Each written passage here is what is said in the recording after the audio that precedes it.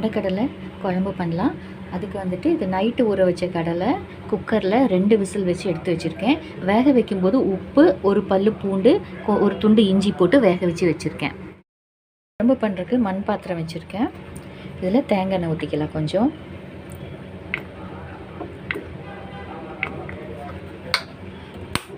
எண்ணெய் காயட்டும். இப்போ எண்ணெய் காஞ்சிருச்சு. கொஞ்சம் கடுகு போட்டிருக்கேன்.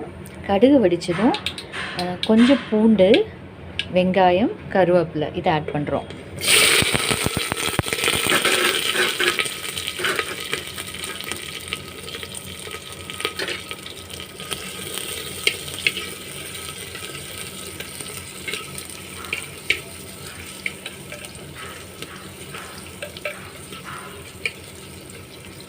வெங்காயம் நல்லா வதங்கட்டும்.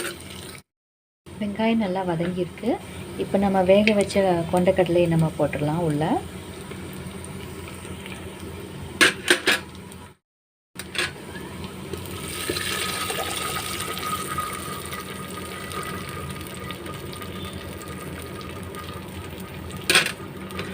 கடலை வேக வைக்கும்போது கொஞ்சம் உப்பு போட்டிருக்கேன்.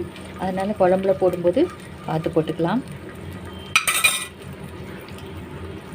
ஒரு 2 நிமிஷம் இருக்கட்டும்.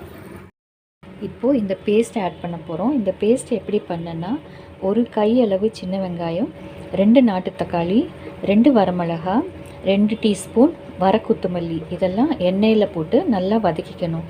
வதங்கினதுக்கப்புறம் ஒரு ஸ்பூன் அளவு, ஒரு ஸ்பூனுன்னா நம்ம குழம்பு கரண்டி இருக்கு இல்லையா, இதில் நம்ம வேக வச்ச கொண்டக்கடலை இதுவும் அதோடு சேர்ந்து நல்லா பேஸ்ட் பண்ணிக்கோங்க. தேங்காய் வந்துட்டு ஆப்ஷனல். உங்களுக்கு வேணும்னா தேங்காய் இந்த பேஸ்ட்டோடு போட்டுக்கலாம். நான் இதில் தேங்காய் போடலை. இப்போ இந்த பேஸ்ட்டை நம்ம இதில் ஆட் பண்ண போகிறோம்.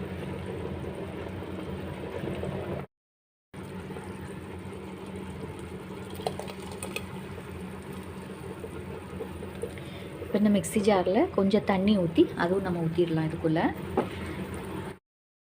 இந்த குழம்புக்கு தேவையான தண்ணி வந்துட்டு நம்ம இப்போவே ஊற்றிடலாம். அப்போ கொதித்து வரும்போது கரெக்டாக இருக்கும். நல்லா கொதிக்கட்டும். உப்பு ஆட் பண்ணிக்கோங்க.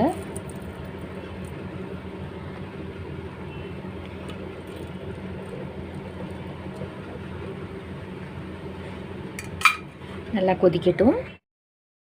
பாருங்கள், குழம்பு நல்லா கொதிக்க ஆரம்பிச்சிருச்சு. நம்ம அந்த கடலை ஏற்கனவே வேக வச்சு தான் போட்டிருக்கோம். அது இல்லாமல் இந்த மசாலாவும் இந்த வெங்காயம், தக்காளி எல்லாம் ஏற்கனவே வதங்கி தான் இருக்குது. அதனால் லேசாக கொதிச்சிச்சின்னா போதும். இந்த பச்சை வாசம் போகிற அளவுக்கு கொதிச்சா போதும். இந்த கன்சிஸ்டன்சி மட்டும் உங்களுக்கு தண்ணி மாதிரி வேணும்னா இந்த ஸ்டேஜ்லேயே ஆஃப் பண்ணிடுங்க.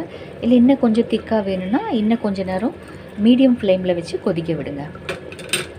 இப்போது இது ரெடி ஆகிடுச்சு. எங்களுக்கு இந்த கன்சிஸ்டன்சி போதும். இப்போ நான் ஸ்டவ் ஆஃப் பண்ணிட்டேன். இப்போ மல்லி இலை போட்டுடுறேன்.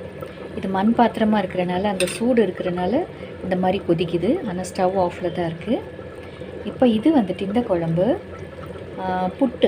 புட்டு அப்புறம் சப்பாத்தி, சோறு அதுக்குமே ரொம்ப நல்லாயிருக்கும். ட்ரை பண்ணி பாருங்கள். மட்டன் குழம்பு மாதிரி இருக்கும்.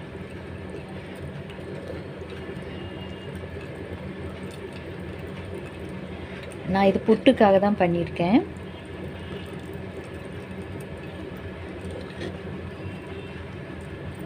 கிளைமேட் ரொம்ப சில்லுன்னு இருக்கனால புட்டு யூஸ்வலாக தேங்காய், சர்க்கரை போட்டு சாப்பிடுவோம்.